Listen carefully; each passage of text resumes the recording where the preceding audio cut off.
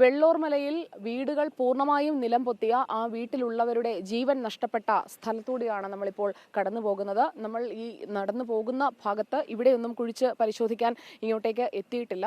അവിടുത്തെ പരിശോധന കഴിഞ്ഞതിന് ശേഷമായിരിക്കും ഈ ഭാഗമൊക്കെ പരിശോധിക്കുക. നമുക്ക് ഇപ്പോൾ ഒരു വീട് പൂർണ്ണമായും നിലം പതിച്ച ഇപ്പോൾ നമ്മൾ ഈ ദൃശ്യങ്ങളിൽ കാണുന്ന ഈ ചെറിയ വീട്, അതിനപ്പുറത്തുള്ള വീട്, അവിടേക്കൊക്കെയാണ് ഈ ഉരുൾപൊട്ടലിന്റെ വലിയ ആഘാതം നോക്കൂ. ഇവിടെ വലിയ പാറകളൊക്കെയാണ്. ഈ വീടുകൾ ഇരുന്ന ഇടങ്ങളിലേക്ക് കടന്നു വന്ന പാറകളുടെ വലിപ്പം കണ്ടാൽ തന്നെ നമുക്ക് മനസ്സിലാകും എത്ര വലിയ ആഘാതമാണ് ഈ മേഖലയ്ക്ക് ഈ പാറകൾ വരുത്തി വെച്ചത്. ഇതെല്ലാം ആ മലകളിൽ നിന്ന് വന്ന പാറകളാണ്. എനിക്കിപ്പം വീഡിയോ ജേർണലിസ്റ്റ് ഫൈസൽ ആണുള്ളത്. ഫൈസൽ, നമുക്ക് ഇങ്ങോട്ടേക്ക് വന്നു കഴിഞ്ഞാൽ ഈ പാറകളെല്ലാം വന്നടിഞ്ഞതിൻ്റെ മറുഭാഗത്തേക്ക് നമുക്ക് പോകണം. ഈ പുഴ വന്ന വഴി, അല്ലെങ്കിൽ ഈ ഉരുള് പൊട്ടി അകത്തേക്ക് കയറിയ വഴി ഇതാണ്. നമ്മൾ നിൽക്കുന്ന ഇടം വരെ, അങ്ങേയറ്റം വരെ ഈ വലിയ പാറകളെല്ലാം വന്നു പോയതാണ്.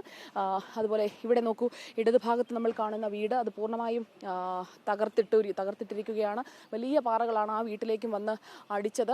ഈ ഭാഗത്തുള്ള കുറച്ച് ആളുകളെയൊക്കെ പെട്ടെന്ന് തന്നെ അവിടെ നിന്ന് മാറ്റാൻ കഴിഞ്ഞതുകൊണ്ട് അവർക്കൊക്കെ ജീവൻ തിരിച്ചു കിട്ടി എന്നതാണ് നമുക്ക് മനസ്സിലാക്കാൻ കഴിയുന്നത്. പക്ഷേ അപ്പോഴും അറിയാതെ ഉറങ്ങിക്കിടന്നിരുന്ന മനുഷ്യർ, ഒരു വീട്ടിൽ തന്നെ ഉണ്ടായിരുന്ന മനുഷ്യർ, അവരൊക്കെ ഈ അപകടത്തിൽ അവർക്ക് ജീവൻ നഷ്ടപ്പെട്ടു എന്നുള്ളതാണ് നമ്മൾക്കിപ്പോൾ ലഭിക്കുന്ന വിവരങ്ങൾ. കാണാതായി എന്ന പട്ടികയിൽ രേഖപ്പെടുത്തിയ കുഞ്ഞുങ്ങളടക്കമുള്ള ആളുകൾ, അവരെയാണ് ഇപ്പോൾ കണ്ടെടുത്തുകൊണ്ടിരിക്കുന്നത്.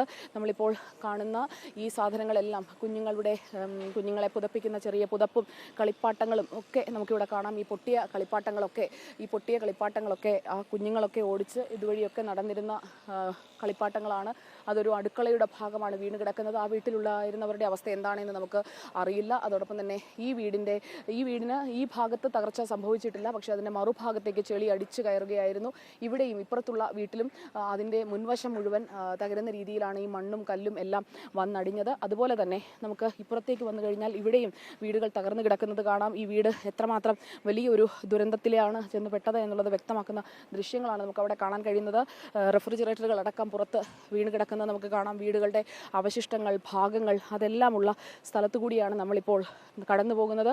ഇവിടെയാണ് കടാവർ നായകളടക്കം എത്തി പരിശോധനകൾ നടത്തിയതും ഒപ്പം മൃതദേഹങ്ങൾ കണ്ടെടുത്തതും. നമ്മൾ ഇനി പോകാൻ പോകുന്ന ഭാഗം ഇതൊരു വീടായിരുന്നു. ഈ വീട്ടിൽ കുറേ മനുഷ്യരുണ്ടായിരുന്നു.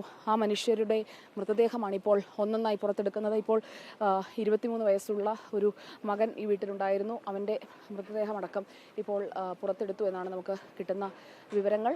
ഇതുവരെ ഇന്ന് രാവിലെ മുതൽ ഇവിടെയാണ് കടാവർ നായകളെ ഉപയോഗിച്ചുകൊണ്ടുള്ള പരിശോധനകൾ നടത്തിയത്. നമുക്ക് ഈ വീട് കാണാം. ആ വീട്ടിൽ ഉള്ള ആളുകളെ ഒക്കെ കുറേ പേരെയൊക്കെ രക്ഷിക്കാൻ കഴിഞ്ഞു എന്ന് പറയുമ്പോഴും എത്ര പേരെയാണ് പൂർണ്ണമായും രക്ഷിക്കാൻ കഴിഞ്ഞത് എന്നത് നമുക്ക് വ്യക്തമല്ല. ഈ വീട്ടിലുണ്ടായിരുന്നവർ രക്ഷപ്പെട്ടോ അതോ ക്യാമ്പുകളിലാണോ കഴിയുന്നത്, അതും അറിയേണ്ടിയിരിക്കുന്നു. അവരുടെ ചിത്രങ്ങൾ ഫൈസൽ, നമുക്കത് തെരച്ചിലിനും ഉപകാരപ്പെടും. 4 അംഗ കുടുംബമാണ് ഈ വീട്ടിലുണ്ടായിരുന്നത് എന്ന് വേണം മനസ്സിലാക്കാൻ. മകളും മകനും അമ്മയും അച്ഛനുമുള്ള കുടുംബം. അതിൽ മകൾ വിവാഹിതയാകുന്ന സമയത്തെ ചിത്രമാണ് എന്ന് കരുതുന്നു. 4 അംഗ കുടുംബത്തിൻ്റെ ചിത്രമാണ് നമുക്ക് ഇവിടെ ഈ വീട്ടിൽ കാണാൻ കഴിയുന്നത്. ഈ വീട്ടിലുണ്ടായിരുന്നവർ രക്ഷപ്പെട്ടോ എന്നത് വ്യക്തമല്ല. ഈ വീടിനകത്തേക്ക് പൂർണ്ണമായും ഈ വീടിനെ ആകെ ഇളക്കി മറിക്കുന്ന തരത്തിലാണ് ചെളിയും മണ്ണും എല്ലാം വന്ന് കയറിയിരിക്കുന്നത്. ഈ വീടിനകത്തെ ദൃശ്യം നമുക്ക് കാണാം. ഇതിന് തൊട്ടടുത്ത് വരെ നോക്കൂ ഫൈസൽ, ഈ വീട്ടിൽ നിന്ന് നമ്മൾ പുറത്തേക്ക് ഉള്ള ഭാഗം കൂടി പ്രേക്ഷകരിലേക്ക് എത്തിക്കുമ്പോൾ ഈ വീടിനെ മൂടുന്ന തരത്തിൽ ചെളി വന്ന് നിറയുകയായിരുന്നു. അതിനുശേഷം ഇപ്പുറത്ത് ഈ പാറകളൊക്കെ വന്ന് കിടക്കുന്ന പ്രദേശം, ഒരു പ്രേതഭൂമിയുടെ ഇപ്പുറത്ത് ഒരു പ്രേതാവശിഷ്ടം പോലെ ഒരു വീട് നിൽക്കുന്നു. ആ വീട്ടിലുണ്ടായിരുന്ന മനുഷ്യർ ക്യാമ്പുകളിലുണ്ടോ അതോ അവർ കാണാതായവരുടെ പട്ടികയിലാണോ എന്നൊന്നും നമുക്കറിയില്ല. ഈ വീട്ടിലുണ്ടായിരുന്ന 4 പേരാണ് എന്ന് നമ്മൾ ആ ചിത്രത്തിലൂടെയാണ് അനുമാനിക്കുന്നത്.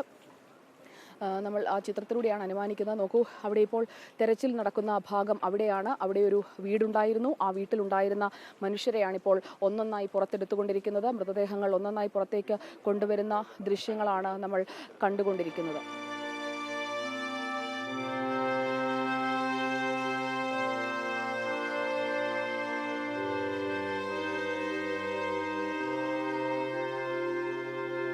വെള്ളോർമല ഇപ്പോൾ ദുരന്ത താഴ്വരയായി മാറിയിരിക്കുകയാണ്. മനുഷ്യൻ മണ്ണിനടിയിൽ കിടക്കുന്ന ദുരന്തത്തിന്റെ ഒരു താഴ്വര. ഇവിടെ നിന്ന് ഇപ്പോൾ മൃതദേഹങ്ങൾ ഒന്നിനു പിന്നാലെ ഒന്നായി എടുത്തുകൊണ്ട് പോവുകയാണ്. ഒരു കുടുംബത്തിലെ മുഴുവൻ ആളുകളും മണ്ണിനടിയിൽ ഏറ്റവും അടിത്തട്ടിലേക്ക് ആണ്ടുകിടക്കുന്ന കാഴ്ചകൾ, അവിടെ നിന്ന് മണ്ണുമാന്തി യന്ത്രങ്ങൾ ഉപയോഗിച്ച് അവരെ പുറത്തെടുക്കുന്ന കാഴ്ചകൾ, അതാണ് ഈ ഭാഗത്ത് നമ്മൾ കണ്ടുകൊണ്ടിരിക്കുന്ന. വീടുകൾ ഇരുന്ന ഭാഗത്ത് അതിന് തൊട്ടപ്പുറത്ത് ഒക്കെയായി കുഞ്ഞു കുട്ടികൾ, 8 വയസ്സുള്ള കുട്ടി മുതലുള്ള ആളുകളുടെ മൃതദേഹങ്ങളാണ് ഇപ്പോൾ ഇവിടെ കണ്ടെടുത്തുകൊണ്ടിരിക്കുന്നത്.